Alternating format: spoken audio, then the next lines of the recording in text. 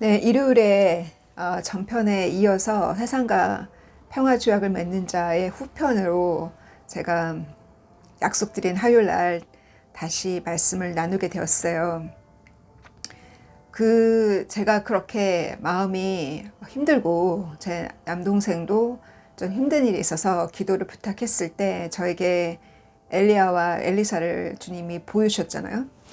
제 다이어리에 그걸 적었거든요. 제가 그 말씀을 언제 받았냐면 금요일 날 제가 그 말씀을 받았어요. 내가 엘리사를 보내주겠다고. 그리고 나서 3일째 되는 날 일요일 날 예배를 드리는데 피아노를 치고 계시는 젊은 영국 어머니가 딸들이 굉장히 어리거든요. 큰애가 16살, 딸이 둘인데 막내는 훨씬 더 어린 것 같은 그 딸 둘이 너무 예쁜데 그 피아노 치시는 그분이 저에게 와서 수요일 날 교회에서 진행하고 있는 성경 공부 어떻게 진행되고 있냐고 물어보는 거예요. 그래서 이미 여름 성경 공부는 끝났고 내가 지난주죠. 이미 지난주 수요일부터 다시 시작했다. 그랬더니 들어오고 싶다는 거예요. 그래가지고 제가 연락처를 받고 서로 이메일로 주고받았거든요. 그러면서 이분이 심리학을 공부하시고 그 석사를 마치시고 지금 그 컬리지면 한국으로 따지면 고등학생이에요. 그래서 고등학교 1학년 그 학년에 학교에서 카운셀링을 하게 될 거라고 하더라고요. 그래서 그 직업도 지금 잡 오퍼가 들어왔고 또 그 학교에서 필요한 아동 심리, 학생들의 아동 심리에 필요한 어떤 것들을 제공하기로 했다고 하더라고요. 그래서 근데 그분이 마스터까지 한 그 심리 치료의 어떤 심리 치료를 공부했지만 이분이 하나님의 말씀으로 얼마나 많은 영혼들을 치료할까라는 정말 주님께서 이분이 나에게 보내주시는 엘리사인가? 제가 이제 그런 마음으로 기대를 하고 있었어요. 그리고 나서 제가 지금 한국어로 녹음하기 전에 영어로 녹음을 하면서 제가 기도를 했거든요. 녹음할 때. 지금도 기도하지만 주님께서 보내주신 엘리사라면 사단이 절대로 막지 못하고 정말 그녀와 내가 두 겹줄 또 내게 보내주신 사역자님과 함께 세 겹줄, 네 겹줄 되어서 이 교회에 진실로 진리를 사모하는 자들이 성경 공부를 통해서 성장하고 그들의 가정교회가 이루어지고 그래서 청소년부가 다시 부활될 수 있도록 그 젊은 엄마들로 인해서 많은 청소년들이 또 이분이 고등학교에서 심리학 치료를 하시게 되니까 이분을 통해서 많은 사람들에게 복음이 전달되지기를 주 예수 그리스도 이름으로 기도합니다. 아멘. 그래서 주님께서는 저에게 항상 내가 직접 가서 중고등부에게 직접 갈 수 있는 길이 없잖아요. 저는 자녀도 없고 또 저는 이 나라에서 중고등학교를 나오지 않았잖아요. 그래서 어떤 그들과 맞는 커먼한 게 없어요. 그런데 항상 주님은 저를 통해서 한 사람을 양육하시고 그 사람을 통해서 그쪽 하비스트 필드죠.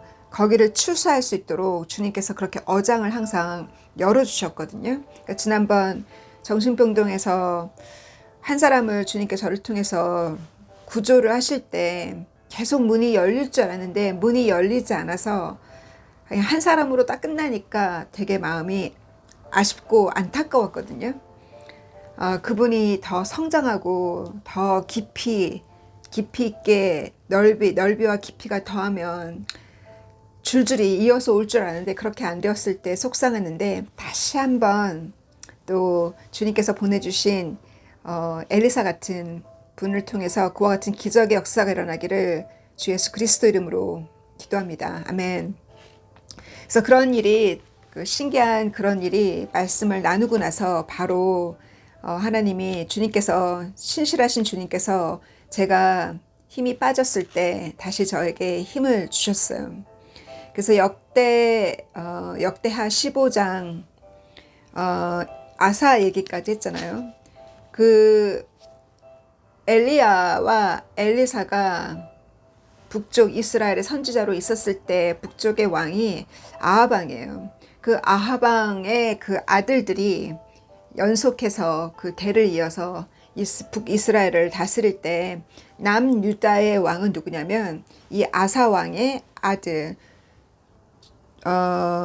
제호사벳, 한국어로는 그래서 제호사벳이 왕으로 있을 때 이 제호사벳도 아사왕처럼 실수를 했어요. 아사왕이 하나님이 싫어하는 그 평화조약을 시리아 왕과 맺고 북이스라엘이 무서워서 시리아 왕과 맺은 것처럼 이 제호사벳도 북쪽에 자기 딸인가 자기 아들을 북쪽에 있는 그 아하방의 자녀에게 줬어요. 그래서 결혼을 통해서 그 마치 아하방이 자기 아내를 그 시돈에서 불렀잖아요. 지제벨을. 이세벨을 고를 때 왜 이방 땅에서 불렀겠어요. 다 결혼을 통해서 평화 조약을 이루잖아요.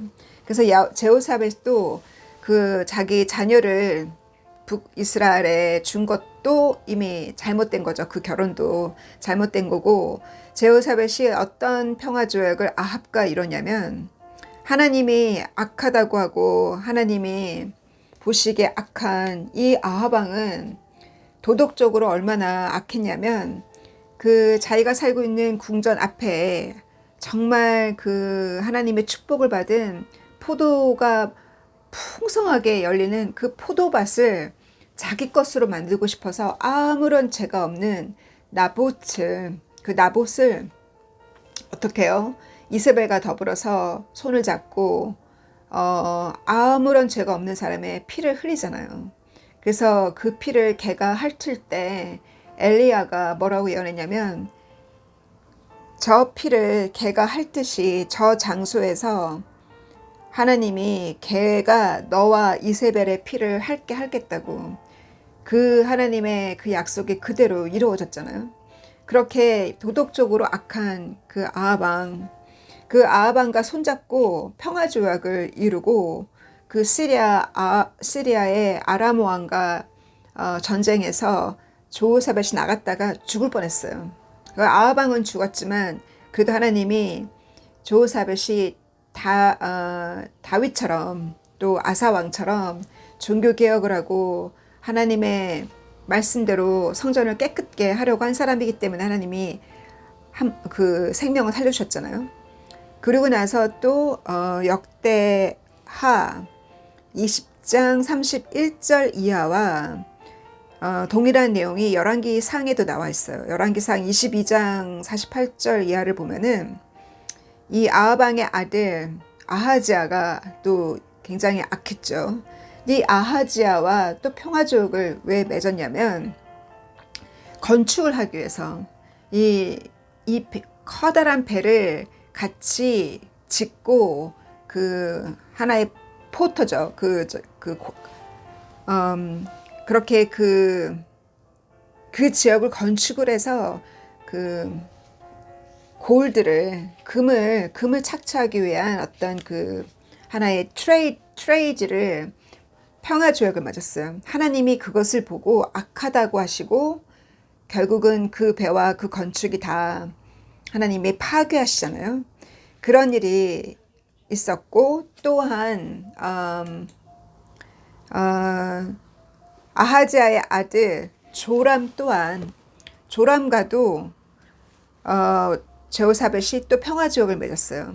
이때는 동쪽에 있는 모압 왕이 쳐들어오려고 하니까 야 우리 같이 나가서 이 모압과 맞서 싸우는데 나를 도와달라. 그러니까 제호사벳이 아무래도 북쪽과 평화조약을 자기가 이스라엘과 평화롭게 같이 같은 팀이 되어서 싸우면 자기에게도 유익하잖아요. 북쪽과 전쟁이 없을 거니까. 일단 또 평화조약을 그렇게 이루었을 때 하나님이 그것을 보고 악하다고 했어요.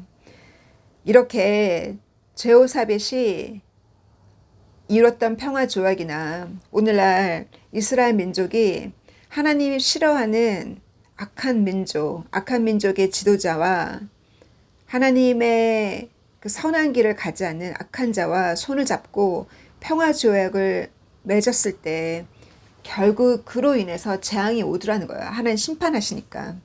그처럼 우리가 하나님이 싫어하는 악한 자와 손을 잡고 사업을 하거나 세상 사람과 손을 잡고 사업이나 일을 하거나, 큰 회사라면 그렇게 큰 영향을 안 주지만 회사가 작고 뭐 10명도 안 되는 직원 같은 작은 회사 같은 경우는 그 보스나 그 팀원들이, 사원들이 너무나 세상적이고 술과 여자에 빠져있는 너무나 세상적인 부도덕한 사람들이라면 같이 일 끝나면 술 마시게 되고 어울리게 되면 얼마나 영적으로 영향을 주겠어요. 그래서 하나님이 그거를 싫어하신다는 거예요. 그래서 직업도 그렇고 내가 세상과 그 타협해서 그 돈을 벌기 위해서 세상의 악한 자들과 연합해서 타협하고 평화조약을 맺을 때 하나님이 그거를 싫어하셔서 그 직업을 가져가는 경우도 있어요. 왜? 그로 인해서 내 영혼이 타락하니까, 내 영혼이 둔해지니까. 성경 기절을 보면은 아모스 3장 3절에도 두 사람이 동의하지 않고서 어찌 같이 산책을 나가겠냐고. 같은 길을 간다는 것은 동의했기 때문에 그 길을 같이 가는 거잖아요. 그러니까 세상과 동의하지 않고서 어찌 세상의 그 세상적인 사람과 같이 동업을 하겠어요. 그래서 동업을 하더라도 하나님의 사람과 크리스찬과 동업을 해도 쉽지 않은데 세상 사람과 동업해서 가는 거 하나님께서 조심하라는 거예요. 고린도 후서 6장 14절 이하도 보면은 세상 사람들의 주님의 그 요크를 매야지, 멍에를 매야지, 세상 사람들, 믿지 않는 사람의 그 멍에를 지지 말라고. 그래서 의와 악이 함께 할 수 없다는 거예요. 의와 악의 공통점이 무엇이냐라고 사도 바울도 말했고, 고린도전서 15장 32절 이하도 보면은 고린도전서 15장은 이 부활에 대해서 우리가 다시 받을 그 부활의 몸, 그 레저렉션, 그 1차 부활에 대해서 사도 바울이 천상에서 보고 기록한 내용이잖아요. 그 예수님의 부활이 아니면, 제가 부활을 굉장히, 예수님의 부활을 제가 한국에 있을 때 아버지 장례식 그 주에 굉장히 주님 저에게 많이 강조하셨거든요. 그것을 조카들에게 가르치라고. 부활이 아니면 교회는 없고, 부활이 아니면 우리에겐 소망이 없어요. 죽음을 이기신 그 부활이 교회의 시작이고, 사도 바울이 그 부활 복음을 전했기 때문에 핍박을 받은 거예요. 다른 건 아니었어요. 왜 유대 종교인으로부터 그렇게 핍박을 받았어요? 예수님의 부활을 전했기 때문이잖아요. 예수님의 부활은 우리가 이 땅에서 아무리 모든 것을 가져도, 이 땅에서 평안한 삶과 이 땅에서 내가 원하는 모든 것을 가졌다 할지라도 내게 부활이 없다면, 내게 영생이 없다면 무슨 유익이 있겠어요. 그러나 세상 사람들은 사도 바울이 이사야서 22장 13절을 이용하기를, 세상 사람들은 부활을 믿지 않으니까, 사후의 세계를 믿지 않으니까 우리가 내일 죽을 건데, 우리가 언젠가는 죽을 건데 지금 먹고 마시자 한다는 거예요. 그래서 부활을 믿지 않는 자들은 하나님의 심판을 믿지 않기 때문에 먹고 마시는 거에 초점을 두고 이 땅에서의 럭셔리한 삶에, 이 땅에서의 즐거움, 내 몸이 원하는 욕구에 빠져 있다는 거예요.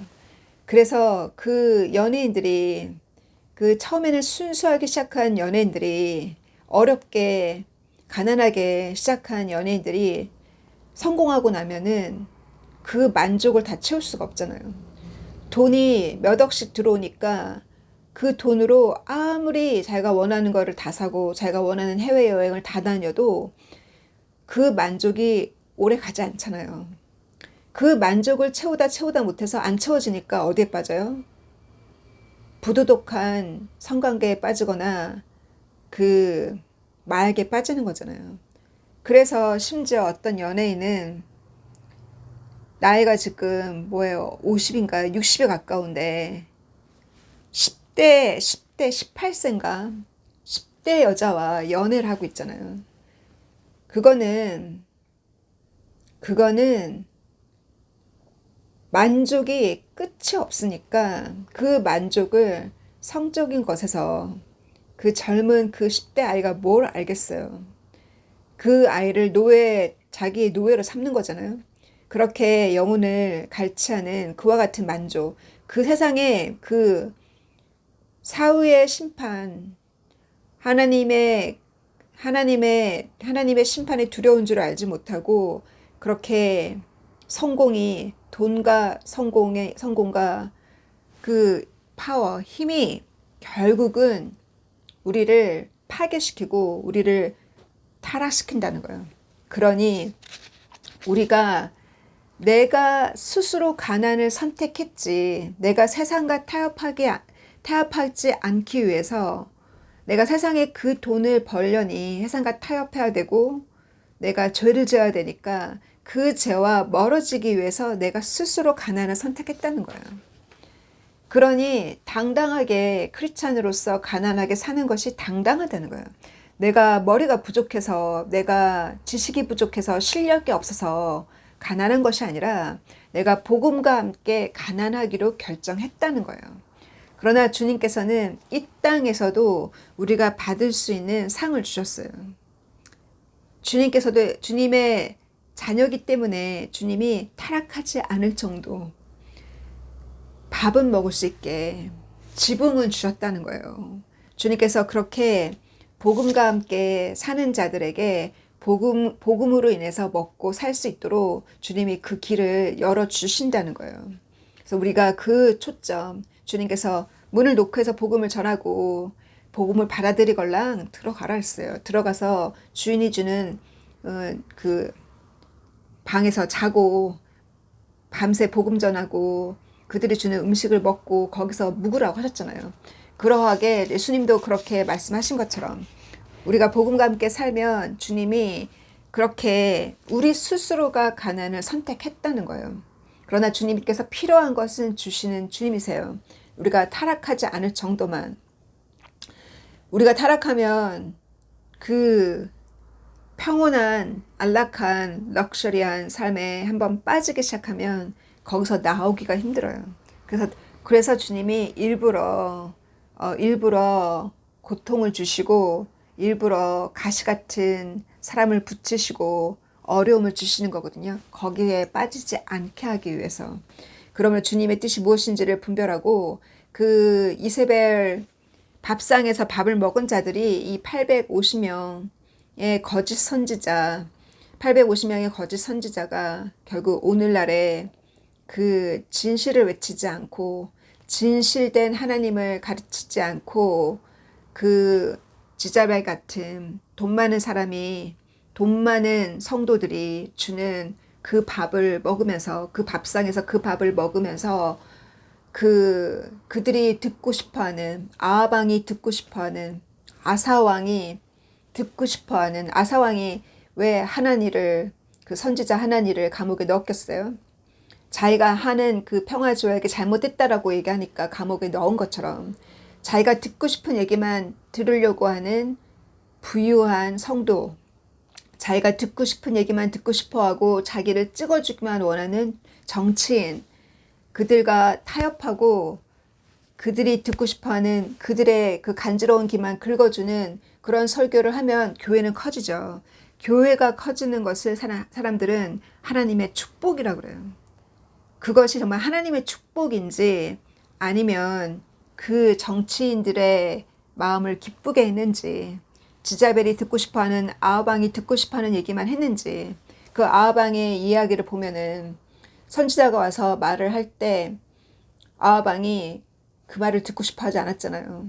선지자가 말하기를 내가 비전을 보았다고, 천국에서 하나님이 하시는 일을 보았다고, 주님께서 그 속이는 영을 너 밑에 있는 이 정치인들에게 속이는 영을 넣고 또 거짓 선지자에게 속이는 영을 넣어서 너에게 희망적인 메시지를 전하게 했다고. 그러나 그 희망적인 메시지가 도리어 너의 눈을 둔하게 해서 너가 결국은 그로 인해서 파괴가 된다고 얘기하잖아요. 결국 그 선지자 얘기를 듣지 않아서 결국은 전쟁터에 나갔다가 아하방이 결국은 죽임을 당하지 않았어. 그러했듯이 오늘날 누가 진실로 그 메시지, 진실로 그 진실된 그 진리, 천국의 진리와 지옥의 진상, 천국의 그 진실, 천국으로 들어가는 그 길이 좁다는 그 메시지. 왜 부자가 천국 가기가 낙타가 바늘길 들어가는 것보다 어렵냐면, 예수님께서 그 설교를 했을 때 제자들이 했어요. 그럼 누가 구원받냐고. 그랬더니 예수님께서 뭐라 하셨냐면, 하나님은 불가능한 것을 가능케 하신다 그랬거든요. 그 얘기는 부자도 천국 갈 수 있도록 불가능한 것을 가능케 어떻게 하실까? 하나님이 낮추신다는 거예요. 하나님이 도리어 그 비즈니스가 뱅클럽이 되거나 도리어 그 파산이 되거나 문제가 생겨서 그 부자를 낮추신다는 거예요. 하나님이 불가능하게, 하나님이 선택한 사람은 그 돈에 빠지지 않도록 돈을 갖고 가셔서 낮추셔서 구원에 이르도록 하신다는 거예요. 왜냐, 그 부자가 왜 천국 가기가 어렵냐? 돈을 더 사랑해서, 또는 돈을 그 벌기까지 그 뒤에 많은 거짓과 많은 타락이, 많은 죄들이 뒤에 숨어 있다는 거예요. 이 영국의 많은 유지들, 지금도 어마어마한 궁궐에 살고 있는 그 유지들, 전 세계 1%에 해당되는 그 유지들은 과거에 다 노예 장사를 했던 사람들이에요. 노예를 팔았잖아요. 영국이 전 세계를 통치했으니까. 그래서 그 아프리카나 가난한 데서 사람을 사서 노예로 팔았잖아요. 그렇게 노예 장사하다가 나중에 회개하고 돌아온 사람이 그 유명한 그 그레이스라는 찬양, 그 찬송가를 지은 그 영국의 그 유지 아니겠어요?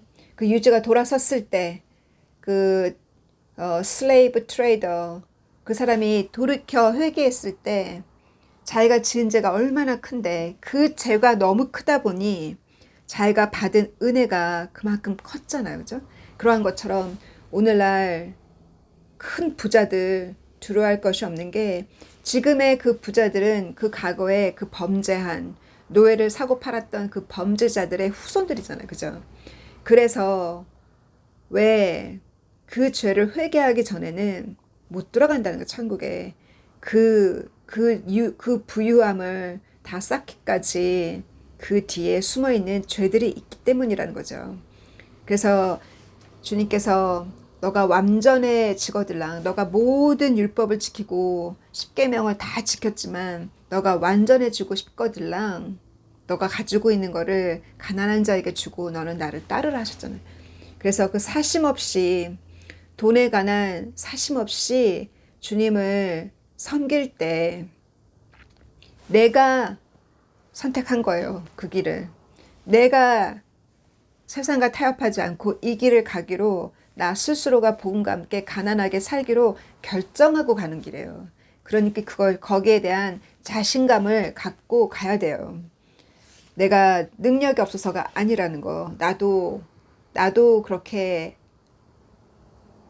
능력과 실력이 있을지라도 내가 주님과 함께 그 좁은 길을 가기로 결정했다는 거예요. 그래서 이렇게 그 엘리야와 그 엘리사 그 시대에 하나님께서 그 엘리사를 보내, 내가 가장 힘들고 어려울 때 엘리사를 보내서 힘을 10년 동안 엘리사가 엘리야와 함께 10년 동안 동행했잖아요. 그 10년 동안 동행했다가 엘리야가 승천할 때 과연 어떤 마음이었을까? 에녹이 승천했을 때 남아진 자들, 그 메두셀라 같은 그 아들, 그 거의 800만 명, 80만 명, 800만 명이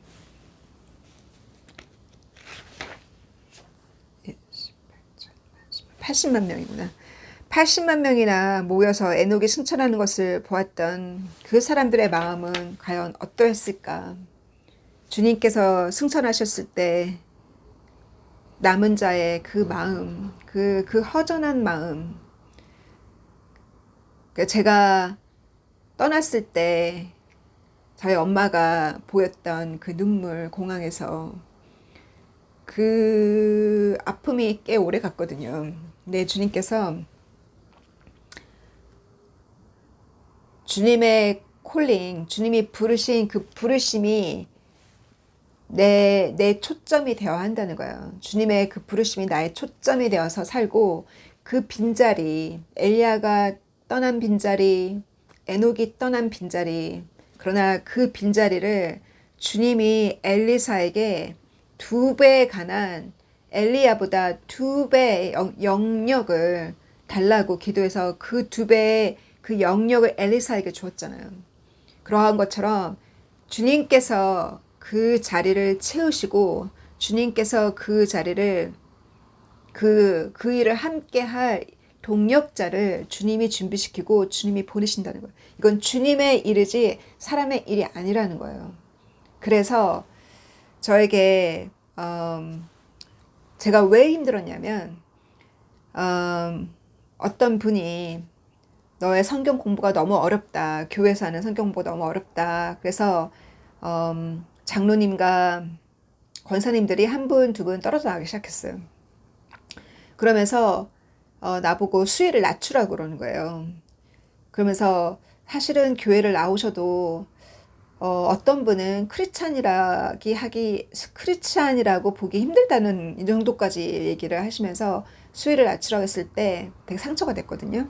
그래서 제가 기도하기를, 저는 진실을 외칠 뿐이지 사람의 숫자를 보지 않겠노라고 하고, 제가 지난 시간 여름방학이 끝난 이후로 다시 시작했을 때 숫자에 연연하지 않고 저는 진실을 외치겠나라고 하고 진실을 외쳤거든요. 그래서 그랬을 때 주님이 엘리사 같은 분을 붙여주셨다고 저는 믿어요. 그러니까 주님께서 우리가 세상을 타협하지 아니하고, 사람을 기쁘게 하지 아니하고, 듣는 자의 귀를 즐겁게 하지 아니하고, 정치인들의 마음을 기쁘게 하려고 설교하는 것이 아니기 때문에, 우리가 진실을 외칠 때 사람들은 떨어져 나갈지라도 복음을 외칠 때 이 시대에 과연 그 방주를 탈 자가 과연 몇 명이나 있겠냐는 거예요. 예수님도 이 시대를 예언하시기를 내가 올 때 과연 믿음이 있는 자가 몇 명이겠냐고 그렇게 말씀하신 것처럼, 방주를 탄 자는 겨우 8명이에요. 자기 가족 8명.